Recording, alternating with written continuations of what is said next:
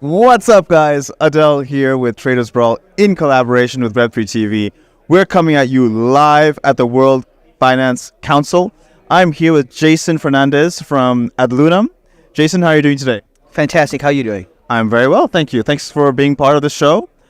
Tell us a little bit about yourself and AdLunam. Sure.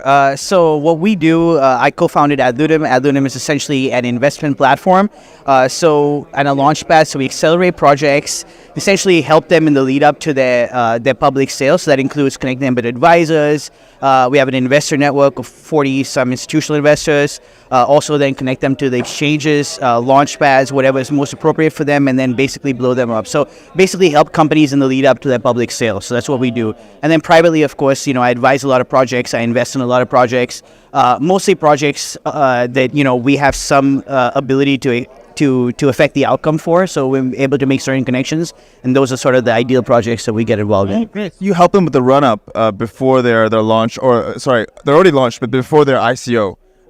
Or IDO. Is it only with decentralized, or do you also work with centralized as well? So we do also work with companies that are launching on centralized exchanges. The thing about centralized exchanges is that very rarely is a company that's about to launch have a tier one exchange that they're launching on. So most times what they'll do is they'll guarantee, with an IDO, you can guarantee that you're going to launch on a particular day. So they'll plan that.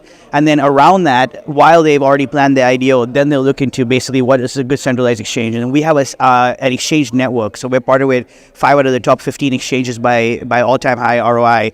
And we're able to make connections for these projects, connect them to these centralized exchanges to look at like possible listings. So pretty much every company that we work with does a centralized exchange listing. It's a question of sort of where exactly they list, whether it's a tier 1 exchange, tier 2, and so on. Understood. And I think, do you think there's a disadvantage if you launch on a tier 2 exchange?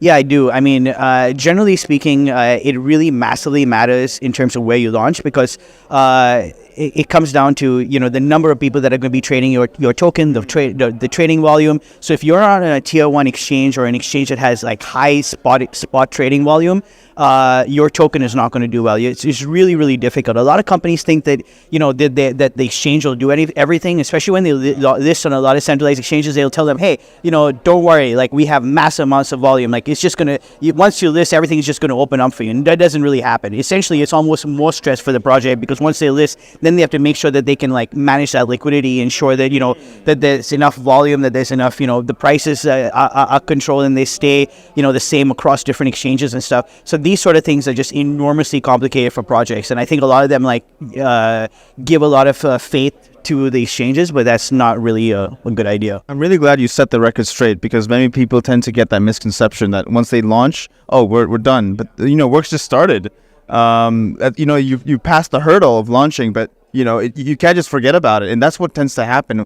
There's so much hype on the build-up, but once they're already launched, it's like they're gone. It's like, what are your thoughts on that? Yeah, 100% right. So when we used to do marketing for a lot of projects, they talk a lot about the marketing lead up to their launch. And then it almost seems like once they launch, they really don't care about the marketing anymore. And you're going to die. You're essentially going to completely die once you hit an exchange. If you've got all this lead up and then suddenly you just pull the rug from under it, you're going to be in bad state. So essentially, you're, like you said, the work has just started once you launch, and you're really getting ready for launch is getting ready to start the work. So that's not the end point. That's like the very beginning, basically. And then following the recent success of the Bitcoin ETF, spot ETF application, what does that mean for AdLunam? Do you foresee more projects being listed and things like that? So I think whenever you have a Bitcoin ETF, or really any ETF, it allows more traditional funds from the finance sector to get in, more institutional investment more retail investments via institutions, right?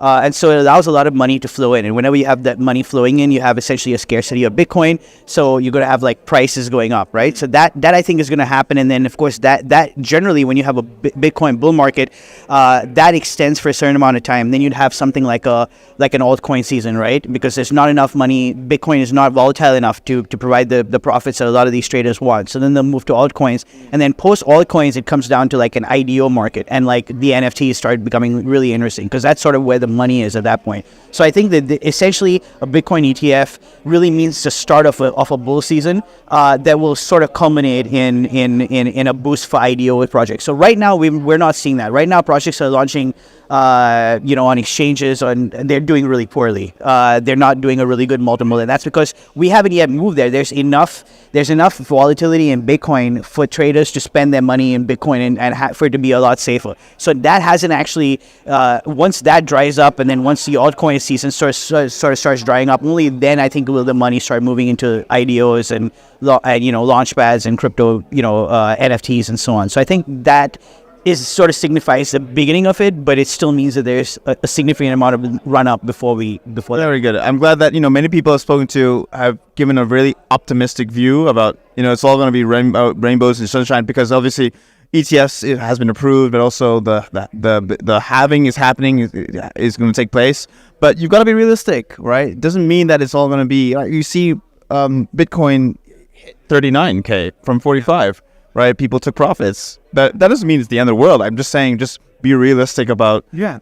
There's always going to be pulls and pulls and pushes. Yeah, so I think one of the things is that, buy the rumor, sell the fact, right? We say this like as traders all the time, and I think what ends up happening is, you'll have like a lot of interest, and that hype will blow the token up, perhaps maybe slightly higher than it really needs to be, and then you'll see this pullback. But over time, I think that will start, that gap will start getting closed off, and then over time, I believe we'll massively exceed the numbers that we've seen just even recently. So I think this is just sort of like the natural progression, a correction, and then now you'll sort of see a slow increase back up to the previous recent ATH, and then perhaps past that as well. Fantastic.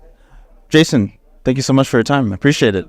Thank you for your insightful interview. We look forward to your success of AdLunam, and we'll be following the space. Nice. It's been great chatting with you guys. Thank you so much for watching. This is Adel with Traders Brawl in collaboration with Web3 TV.